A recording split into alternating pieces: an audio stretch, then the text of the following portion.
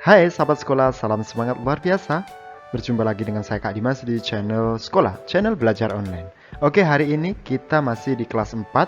Kita akan belajar di tema 5 subtema 1 tentang perjuangan para pahlawan di video pembelajaran ke-6. Oke, langsung saja check it out. Sahabat sekolah, tahukah kamu siapa lagi pahlawan yang berjuang untuk mempertahankan wilayahnya? Bagaimana sifat perjuangan pahlawan tersebut? Sahabat sekolah, tahukah kamu Pangeran Diponegoro? Perang Diponegoro terjadi pada tahun 1825 sampai 1830. Perang Diponegoro merupakan salah satu perang terbesar yang pernah dialami oleh Belanda selama masa pendudukannya di Nusantara. Peperangan ini terjadi secara menyeluruh di wilayah Jawa sehingga disebut Perang Jawa.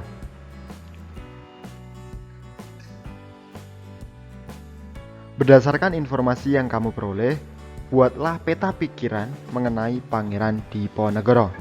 Mari kita buat bersama-sama.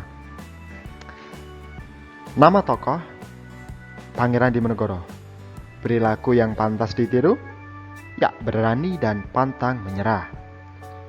Perjuangan yang dilakukan perang melawan penjajah. Daerah asalnya dari Yogyakarta. Sahabat sekolah, salah satu upaya yang dilakukan Pangeran Diponegoro dalam perjuangannya adalah menyatukan seluruh rakyat pribumi dalam semangat sak dumuk bathuk, sak nyari bumi, ditoi tekan pati. Sejari kepala, sejengkal tanah dibela sampai mati. Usaha ini berhasil karena Pangeran Diponegoro melakukannya disertai dengan mempelopori, mencontohkan, dan memberikan komando yang jelas kepada semua rakyat, khususnya di Pulau Jawa.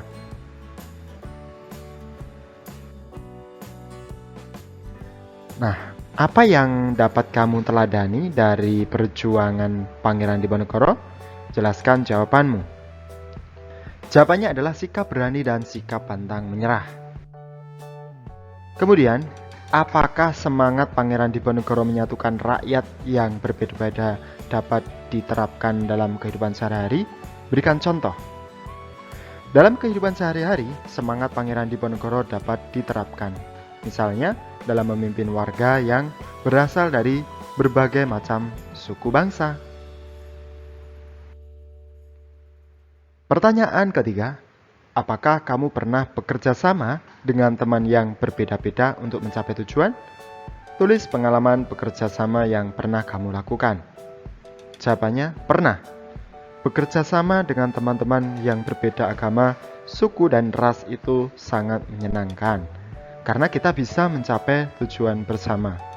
Dan kita juga bisa saling menghormati teman yang berbeda agama, suku, dan ras. Sahabat sekolah, tahukah kamu para pahlawan sering mengalami cedera ketika mereka bertempur melawan penjajah? Mereka mengalami cedera mulai dari cedera yang ringan hingga cedera berat.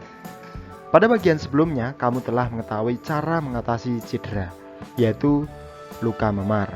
Sekarang kamu akan berlatih lebih lanjut cara mengatasi cedera tersebut. Gambarlah langkah-langkah dalam mengatasi cedera tersebut, mulai dari langkah awal sampai akhir. Beri keterangan pada setiap gambar. Nah, gambarnya seperti ini ya. Penjelasannya, langkah pertama, rest. Bagian tubuh yang mengalami cedera harus segera diistirahatkan supaya tidak semakin parah. Jadi istirahat ya. Langkah kedua, ice. Jadi siapkan es batu di dalam kantong plastik, kemudian bungkus dengan handuk. Lalu tempelkan pada bagian yang cedera untuk mengurangi nyeri. Yang ketiga, compression. Siapkan perban elastis. Kemudian lilitan pada bagian yang cedera. Jangan terlalu ketat karena malah bisa menyempitkan peredaran darah. Lakukan tahap ini hingga 24 jam atau sampai nyeri tidak terasa lagi. Yang keempat, elevation. Elevation juga bertujuan untuk membantu peredaran pembuluh darah vena dari area cedera ke jantung sehingga mencegah terjadinya penggumpalan darah di area cedera. Oke sahabat sekolah, selesai sudah subtema 1 kita ini, dan nanti kita akan berlanjut di video pembelajaran di subtema kedua. Tetap di kelas 4 ini. Dan jangan berpindah channel, tetap setia di channel sekolah. Cukup sekian, salam semangat luar biasa. Terima kasih.